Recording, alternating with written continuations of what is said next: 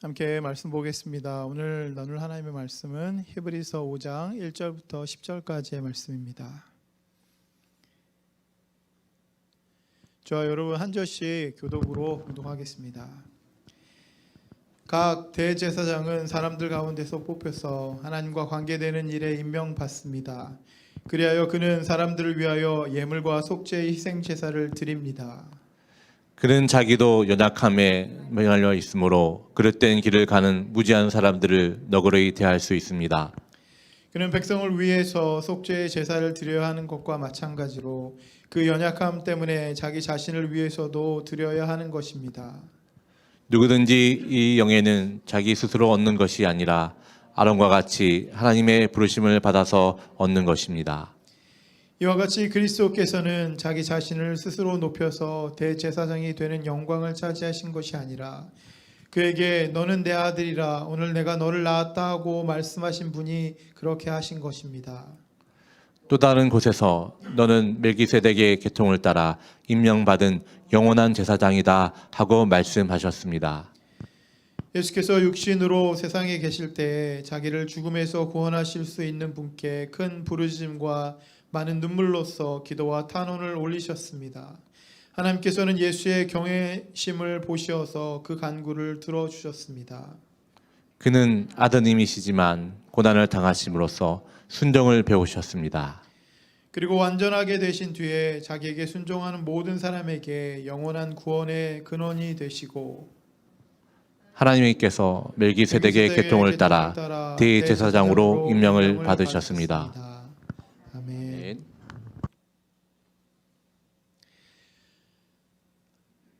(4월 3일까지) 계속해서 사순절 기간이라서 계속 주일에 십자가에 대해서 말씀을 나누려고 하니까 아마도 어떤 분들은 이 십자가에 대한 말씀이 마음에 와닿지 않거나 또는 식상하거나 또 불편하신 분들이 있지 않을까 이런 생각이 들었습니다. 그래서 오늘도 십자가에 대한 말씀을 준비했습니다. 하지만 오늘은 직접적으로 십자가에 대한 그런 말씀이 아니라 어떻게 크게 보면 대제사장에 대한 그런 말씀을 여러분들과 함께 나누려고 합니다. 여러분, 예수님에 대한 호칭이 여러 가지가 있는 것으로 알 수 있습니다. 예수님을 우리 주님이라고도 우리가 부르고 또 하나님의 아들, 그리고 어린 양, 그리고 알파와 오메가, 임마누엘, 인자, 참 하나님, 여러 가지 그 호칭들로 예수님을 믿는 기독교인들이 부르는 것을 볼 수 있습니다. 이것은 예수를 믿는 기독교인들이 예수님을 어떻게 생각하고 어떻게 받아들이고 어떻게 신앙 고백을 했는지를 보여주고 있다라고 할 수 있습니다. 그들에게 예수님이 주님이 되기도 하고 또 우리를 위한 어린 양이 되시기도 하고 그리고 목자가 되어 주시기도 하고 처음과 끝이 되어 주시기도 하고 그래서 많은 사람들의 마음에 그대로 느껴지는 대로 그렇게 신앙 고백으로 예수님을 그렇게 불렀다라고 하는 것입니다. 근데 여러분, 오늘 본문에는 예수님을 대제사장이라고 그렇게 묘사하고 있습니다. 여러분, 결론적으로 이 히브리서라고 하는 책은 예수님을 하나님께서 이 땅에 보내신 대제사장으로 그 역할을 감당하신 것이다라고 그들에게 설명하고 있는 것입니다. 유대인들에게 예수님은 그냥 랍비나 아니면 선지자 정도로 아마 이해됐을지도 모르겠습니다.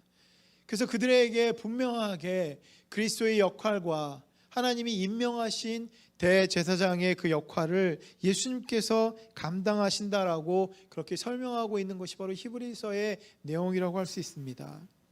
여러분, 대제사장은 하나님과 또 인간 사이에 중보자 역할을 하는 것 아니겠습니까? 그래서 대제사장을 통하지 않고 하나님 앞으로 그 당시에 있는 사람들이 나갈 수가 없었습니다. 다시 말하면 그들은 죄 때문에 하나님 앞에 그대로 나갈 수 없어서 그 중보자로 대제사장이 존재하고 있었다라고 하는 것입니다. 그래서 반드시 레위 지파 중에 아론의 자손만 대제사장을 할 수 있었습니다.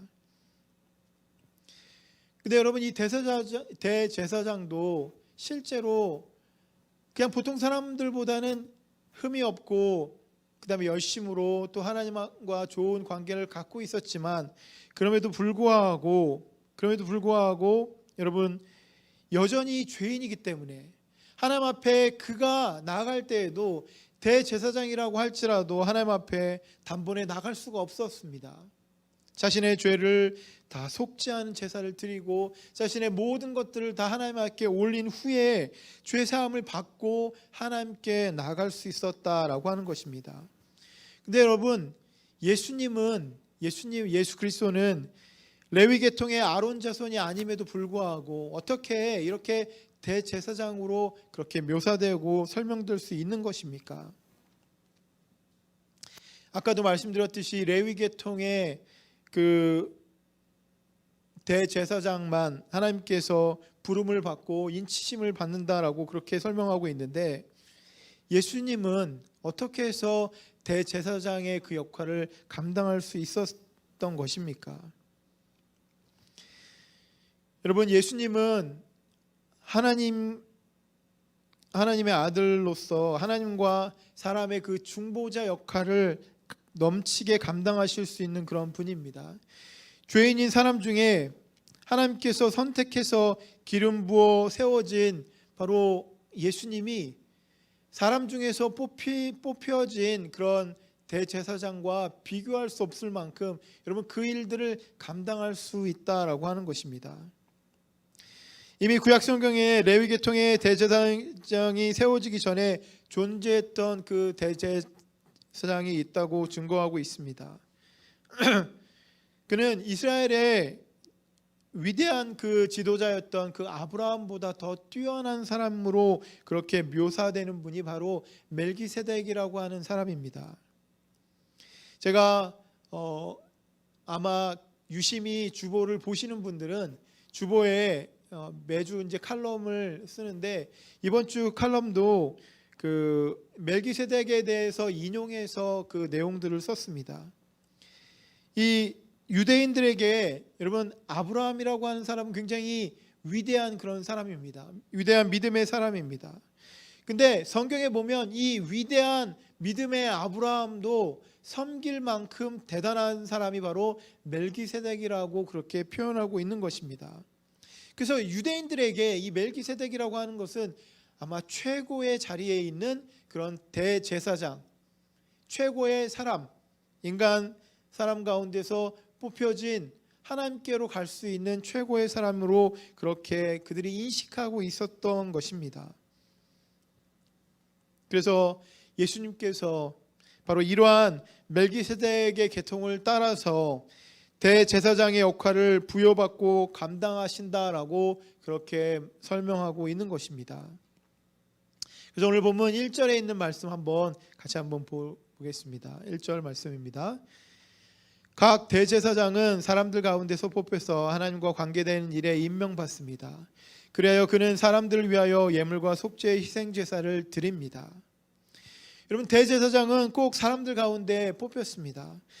사람으로 우리에게 오신 주님께서 귀한 그런 사명, 그 부르심을 직접 받으셨다라고 하는 것입니다.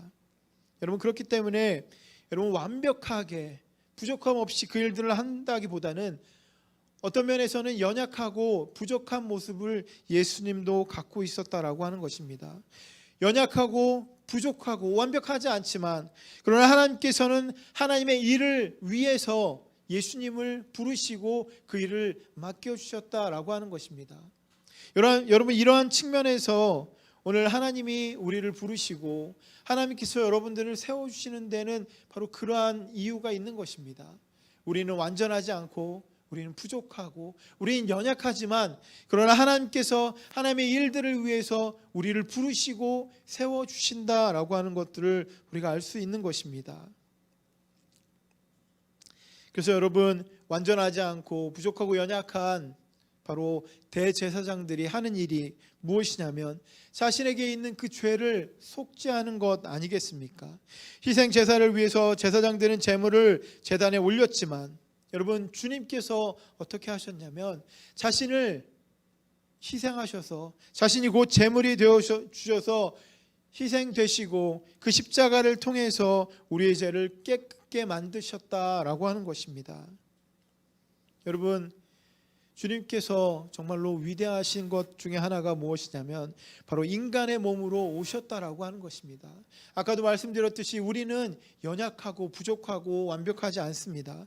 그러나 주님께서 우리 가운데 오셨다라고 하는 것은 그 모든 것들을 다 감당하시면서 우리 가운데 오심으로 인해서 우리를 이해하시고 우리에 있는 모든 죄를 해결해 주시기 위함이 아니겠습니까? 여러분, 이것은 마치 왕의 자리에 궁에서만 있을 때에는 이해할 수 없는 그 백성들의 그 모습을 살피기 위해서 백성 가운데 들어오고 그들과 생활하면서 그들의 모습을 보는 것과 같습니다. 예수님은 하나님이시고 하나님 자신임에도 불구하고 인간의 몸으로 이 땅에 오셔서 그 부족함과 연약함을 다 감당하시면서 우리를 이해하시고 우리를 이해하시면서 우리의 모든 죄를 대신 지실 수 있는 그런 위치까지 가시게 된 것입니다.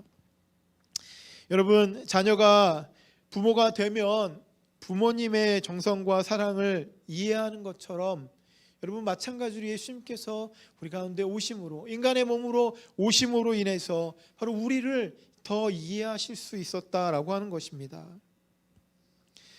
근데 여러분, 여기에 더 위대한 것은 무엇이냐면 우리 가운데 인간의 몸으로 오신 것도 너무나도 감사하고 위대한 것인데 어떠한 값도 우리에게 요구하지 않으신다라고 하는 사실입니다. 주님께서 이 땅에 오심으로 인간의 몸으로 오심으로 십자가를 지심으로 우리에게 어떠한 것도 요구하고 있지 않다라고 하는 것입니다. 엄청난 대가를 치시면서 그 희생을 당하시면서도 우리에게 어떠한 요구도 하지 않는 것, 그리고 엄청난 것을 우리 가운데 주셨다라고 하는 것입니다.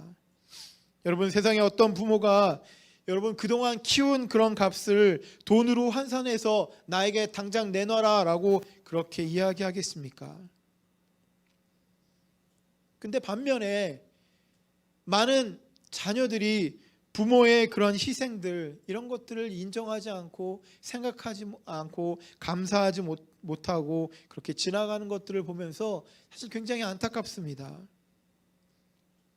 부모를 조금이나마 이해하려면 역시 부모가 돼봐야 하는 것 아니겠습니까? 부모라는 것은 엄마 아빠라는 것은 자녀들 편에서 너무나도 귀한 그런 사명으로 부름받은 그런 존재가 아닙니까? 하나님께서 우리에게 맡겨주신 그 귀한 자녀들을 키우고 돌보고 케어하기 위해서 하나님께서 그 귀한 그 사명을 우리 가운데 허락하여 주시고 그 사명을 감당하는 존재가 바로 부모가 아니겠습니까? 그것 가운데는 우리에게 희생을 요구하기도 하고 그리고 우리에게 사랑이 있어야만 하고 그 사랑과 정성이 있어야만 우리 자녀들을 잘 케어하고 잘 돌볼 수 있는 것 아니겠습니까? 하나님이 맡겨주신 그 사명을 감당하기 위해서 우리에게 그러한 것들이 필요하다라고 하는 것입니다. 마찬가지로 예수님에게도 바로 이러한 희생, 이러한 사랑이 필요한 것입니다. 여러분, 예수님이 스스로 이 땅에 오셔서 자신을 가장 높은 자리로 올리시면서 내가 너희들의 신이고 내가 너희들을 만들었다라고 그렇게 높은 자리로 올라가신 것이 아닙니다. 그렇게 하시려고 오늘 본문에 나는 너희의 대제사장이 된다, 나는 멜기세덱의 계통을 받았다라고 이야기하시는 것이 아닙니다. 자신을 높이려고 하는 것이 아니라 자신에게 맡겨진 그 사명이 내가 너희들을 사랑하고 너희들을 위해서 희생하는 그런 사명이 나에게 있다라고 분명히 밝히는 것이 바로 오늘 본문에 있는 그런 말씀입니다. 그래서 오늘 본문 5절에 너는 내 아들이다, 오늘 내가 너를 낳았다라고 그렇게 이야기합니다. 하나님께서 나를 불러주셨다. 내가 스스로 높아지고 내가 스스로 너희에게 어떠한 엄청난 것들을 요구하고 받으려고 하는 것이 아니라 하나님이 나를 만드시고 하나님께서 나를 부르시고 나에게 그 사명을 주었다. 여러분, 이것은 우리에게도 동일하게 요구되는 것 아니겠습니까? 하나님께서 우리를 만드시고 하나님께서 우리를 부르시고 하나님께서 우리에게 어떠한 사명을 주시고 그 사명을 통해서 우리를 세상 가운데 보내시는 것 아니겠습니까? 주님이 우리의 메시아 구세주가 되시는 것은 여러분 결코 우연으로 되는 것이 아닙니다. 하나님께서 오랫동안 계획하시고 하나님께서 그 일들을 위해서 예수님을 이 땅에 보내주신 것입니다. 여러분 그것이 무엇입니까? 바로 우리를 사랑하시는 하나님의 그런 마음이 아니겠습니까? 그리고 우리를 이해하고 그 모든 죄를 감당하시고 우리를 깨끗하게 우리에게 여러분 한 번 더 기회를 주시려고 그렇게 하시는 것 아니겠습니까? 우리에게 한 번 더 기회를 줄 수만 있다면, 우리에게 그 사랑을 보여줄 수만 있다면, 십자가의 그 희생이라고 할지라도 마다하지 않고 감당하시는 것, 하나님께서 나에게 맡겨주신 그 사명이 바로 그것이라고 하면 나는 그 십자가를 담대하게 지겠다, 그렇게 선언하고 선포하시는 것, 여러분 그것이 바로 예수님의 모습이다라고 하는 것입니다. 그래서 오늘 본문 6절에 있는 말씀 한번 같이 보도록 하겠습니다. 또 다른 곳에서 너는 멜기세덱의 계통을 따라 임명받은 영원한 제사장이다고 말씀하셨습니다. 여러분 6절에 멜기세덱의 계통을 따르는 대제사장이라고 하는 그것은 6절과 10절에 두 번에 걸쳐서 강조되는 그런 말씀입니다. 여러분 이것은 아론과 같다라고 하는 그런 말과 틀리게 예수님께서 인간적인 그런 연약함을 뛰어넘어서 영원한 구원의 근원이 되는 존재라고 하는 것을 분명하게 선포하고 있는 것입니다. 아까도 말씀드렸듯이 인간의 몸으로 오셨기 때문에 부족하고 연약한 부분들이 분명하게 있고, 그리고 그 마음 가운데 주저함과 두려운 마음도 있었습니다. 그러나 주님께서 멜기세덱의 계통을 따라서 대제사장의 그 임무를 맡게 된 후부터 여러분 그것은 그 모든 연약함을 뛰어넘고 그 사명을 통해서 우리에게 구원을 주는 놀라운 역사를 이루시는 바로 그러한 존재라고 하는 것을 분명하게 선포하고 있는 것입니다. 그래서 히브리서 기자는 멜기세덱의 이런 이야기를 통해서 그 모든 것들을 뛰어넘는 구원의 통로가 되는 예수님의 모습을 분명하게 보여주고 있는 것입니다. 여러분 멜기세덱은 어떤 사람입니까? 멜기세덱은 아브라함이 승전하고 돌아오면서 그에게 11조를 바친 살렘 왕이고 또 제사장이었던 그런 사람으로 창세기에 잠깐 등장하는 그런 사람입니다. 그래서 많은 사람들이 11조에 대한 그런 내용들을 굉장히 강조하는 것들을 볼 수가 있는데 그럼에도 불구하고 이 멜기세덱이라고 하는 그 사람의 모습에서 여러분 구속사적, 우리를 구원하시는 그런 놀라운 그 일들이 분명하게 보여지면서 바로 예수 그리스도를 그 모습 가운데 보여주고 있다라고 하는 것입니다. 너무나도 중요한 의미를 갖고 있는 사람이 바로 멜기세덱이라고 하는 사람입니다. 멜기세덱을 통해서 계시하고자 했던 것이 무엇이냐면 하나님이 우리 가운데 계획이 있다. 하나님께서 우리 가운데 있는 그 계획은 무엇이냐면 우리를 살리고 우리를 구원하여 주시고 우리에 있는 모든 것들을 해결해 주실 것이다. 하나님의 그 사랑을 우리 가운데 부어 주실 것이다 라고 하는 것을 그를 통해서 우리에게 알게 만들어 주신 사람입니다. 여러분 우리가 가져야 할 그 관심은 무엇이냐면 아브라함이 드린 11조가 아니라 바로 멜기세덱이 아브라함에게 준 것이라고 할 수 있습니다.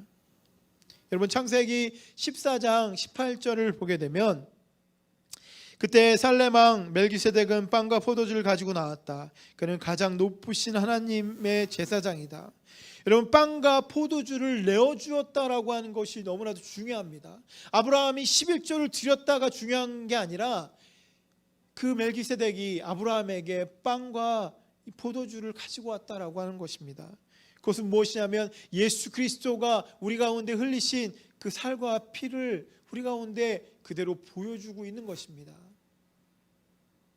11조를 아브라함이 가져왔지만 실제로 대제사장으로서 멜기세덱이 하는 그것은 자신의 모든 것을 다 아낌없이 주는 그 희생, 그 일들을 감당하는 것을 우리에게 보여주고 있는 것입니다.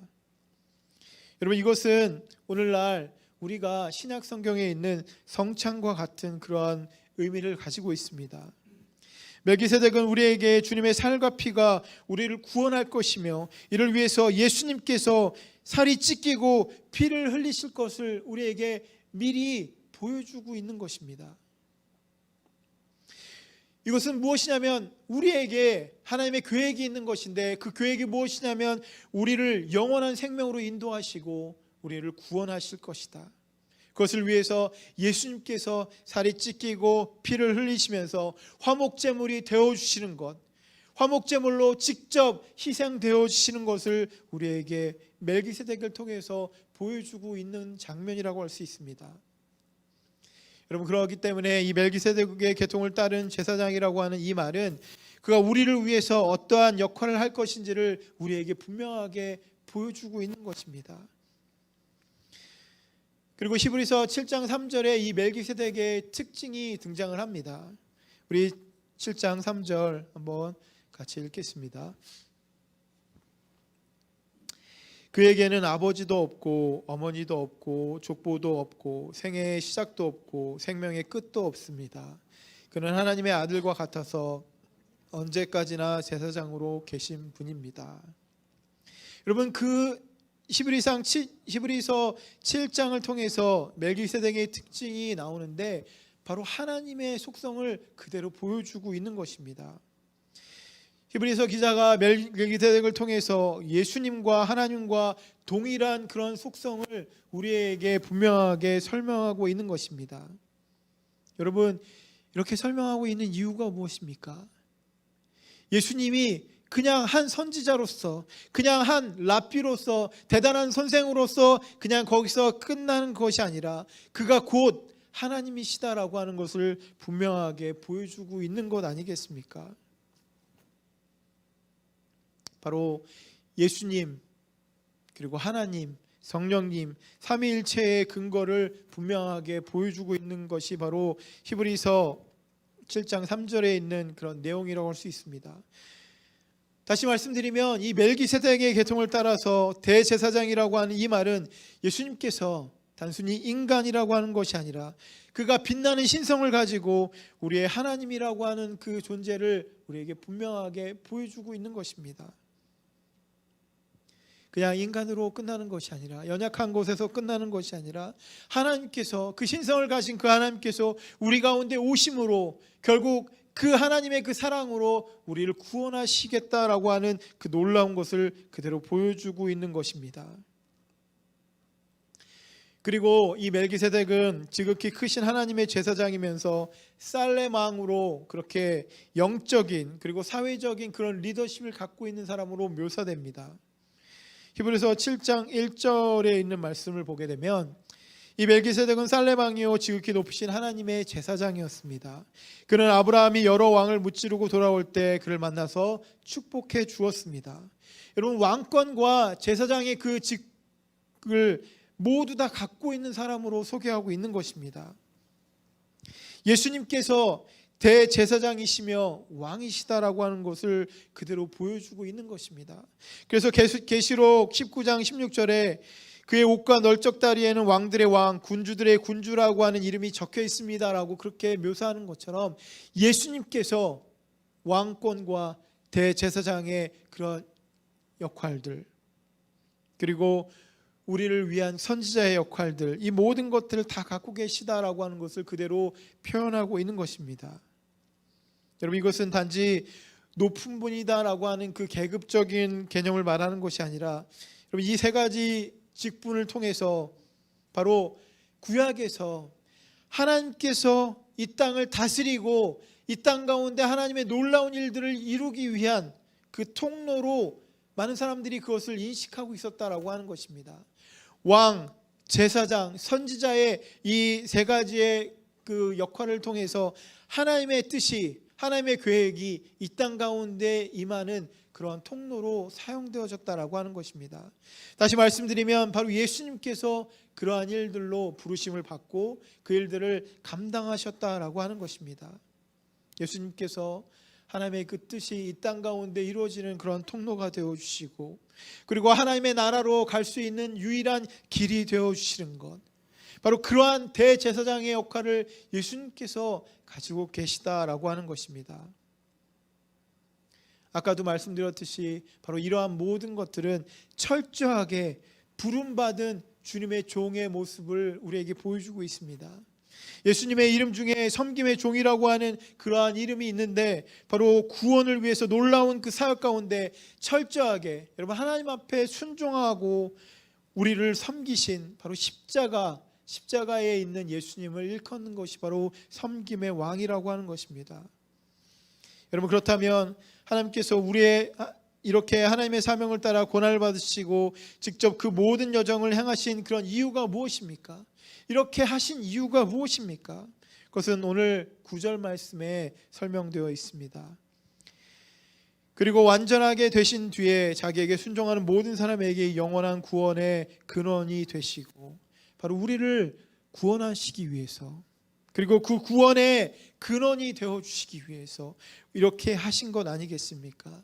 우리를 구원하시기 위해서 그 고난을 받으신 것 그리고 우리에게 영원한 그 구원을 허락하여 주신 것 그것을 위해서 고난을 받으시고 그 모든 것들을 담대하게 감당하신 것이 바로 주님의 역사라고 하는 것입니다. 여러분 그때 엄청난 역사가 일어났다라고 하는 것입니다.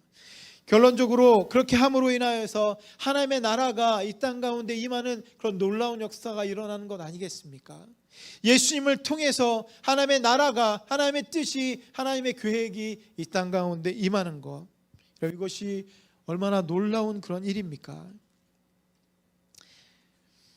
제가 시골 전도사로 사역하고 일할 때 그 사역이 얼마나 고됐는지 모릅니다. 일주일 동안 하루에 4번 차량 운행을 하며 새벽 4시 그리고 6시 그리고 저녁 9시 11시에 차량 운행을 하고 집에 와서 잠시 자면 또 다시 새벽 4시에 또 차량 운행을 나가야 되고 그리고 새벽 예배가 끝나고 또 6시에 나가야 되는데 그것 가운데 차량 운행하는 것만 있는 것이 아니라 새벽 예배 설교 말씀도 전해야 되고 또 수요 예배 금요 집회 찬양 인도도 해야 되고 그리고 주일날 성가대도 해야 되고 그리고 주일학교 설교도 준비해야 되고 일주일 동안을 저를 돌아보면 하는 일이 너무나도 많이 있습니다. 너무나도 엄청나게 많은 양의 일을 합니다.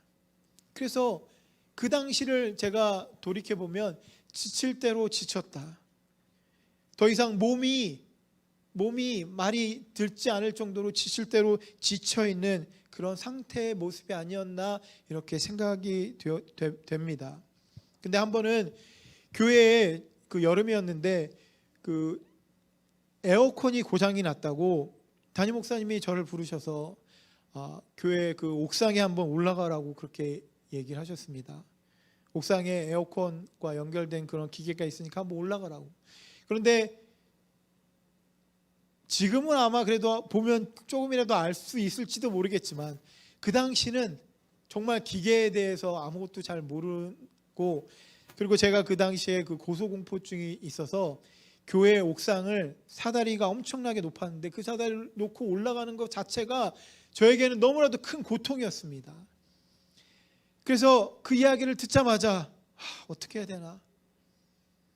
그래도 목사님이 시키셨으니까 해야지. 그리고 사다리를 놓고 올라가는데 또 바람은 막 불고 너무나 무섭고 그래서 막 무섭고 두려운 그런 마음으로 옥상에 딱 올라갔는데 옥상에 올라가자마자 제가 느낀 건 무엇이냐면 사다리 그리고 지붕 그리고 에어컨 그런 환풍기 그곳에 제가 올라가서 무슨 생각을 했냐면 도대체 내가 여기 왜 올라왔지?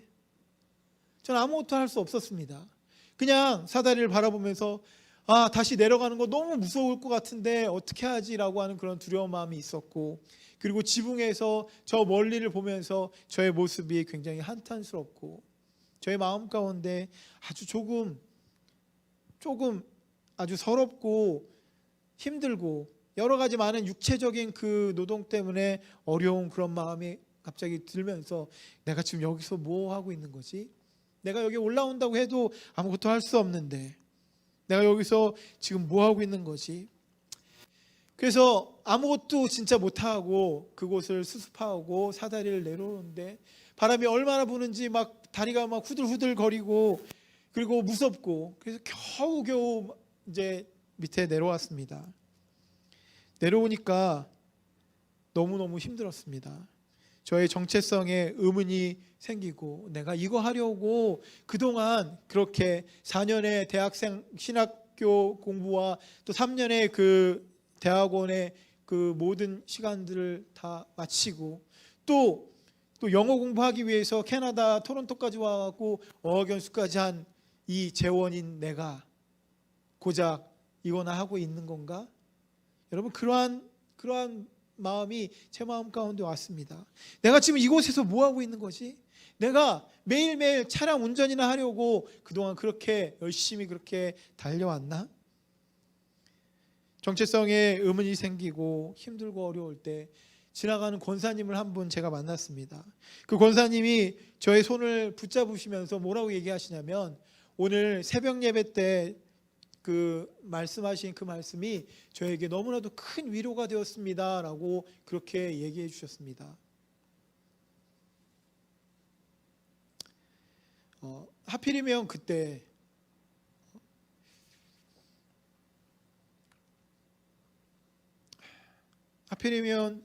너무나도 마음이 힘들고 너무나도 마음이 저 밑으로 이제 처져 있을 때 그 권사님이 저의 손을 붙잡고 그 이야기를 해주시니까 제 마음 가운데 너무나도 큰 힘든 그런 마음이 왔습니다. 그냥 그동안 참아왔던 그 눈물이 한 번에 쏟아지면서 그 권사님이 마치 하나님처럼 느껴졌습니다. 하나님께서 그 권사님을 위해서 나를 이곳에 보내주셨구나.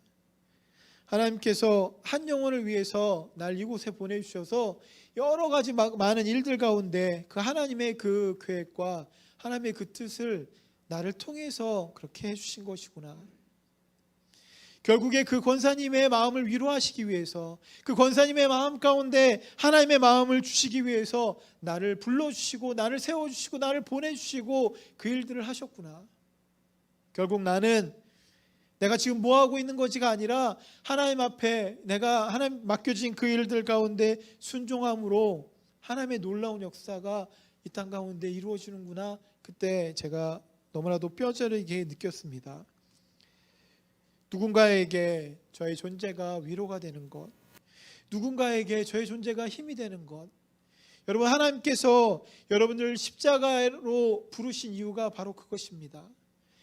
우리에게 힘들고 어려운 고난을 주시려고 십자가로 우리를 부르신 것이 아니라 하나님의 그 사명과 하나님의 그 십자가는 우리 가운데 들어옴으로 인하여서 누군가에게 힘이 되고 누군가에게 능력이 되고 누군가에게 정말 구원의 역사가 주어지는 것. 인간의 몸으로 이 땅에 오신 연약하고 부족한 그런 예수님이라고 할지라도 하나님께서 하나님의 그 사명을 맡겨주시고 그 사명 가운데 순종하며 나아갈 때 하나님의 놀라운 역사가 이 땅 가운데 임했던 것처럼 여러분, 우리에게도 마찬가지 아니겠습니까? 여러분, 우리가 무엇입니까? 우리가 어떤 사람입니까? 하나님 앞에 부르심을 받은 그런 사람 아니겠습니까? 하나님께서 우리를 택하시고 하나님께서 하나님의 나라의 자녀로 우리를 삼아주시고 우리를 왕같은 제사장으로 거룩한 백성으로 우리를 삼아주시지 않으셨습니까? 하나님께서 영원한 구원을 우리에게 주시고 또 많은 사람들에게 영원한 구원을 허락하여 주시려고 그 사랑을 주시려고 여러분들을 부르시고 여러분들에게 오늘도 우리에게 맡겨진 그 십자가를 지고 나를 따르라고 그렇게 말씀해주고 있는 것 아니겠습니까? 여러분, 우리 모두는 하나님께서 부름받은 하나님의 종입니다. 하나님께서 크든 작든 우리에게 그 귀한 그런 사명과 귀한 그 임무를 우리 가운데 주셨다면 우리는 그 사명을 붙잡고 순종하고 주 앞에 나아갈 때 여러분, 예수님께서 이 땅에서 이루신 그런 놀라운 역사가 여러분 우리를 통해서 일어나는 것 아니겠습니까? 예수님의 그 길을 따라 우리도 하나님의 놀라운 일들을 감당하는 정말 대제사장과 같은 멜기세덱과 같은 예수님과 같은 그러한 사람들로 이 땅 가운데 하나님의 나라를 만들고 이 땅 가운데 하나님의 역사를 이룰 수 있는 저 여러분 모두가 되었으면 좋겠습니다. 그렇게 주님 앞에 나아가는 우리 모두가 되기를 예수님의 이름으로 축원합니다. 우리 함께 같이 기도하겠습니다. 주님이 우리를 부르시고 우리의 마음과 심령 가운데 성령으로 말씀하여 주시는 줄 믿습니다.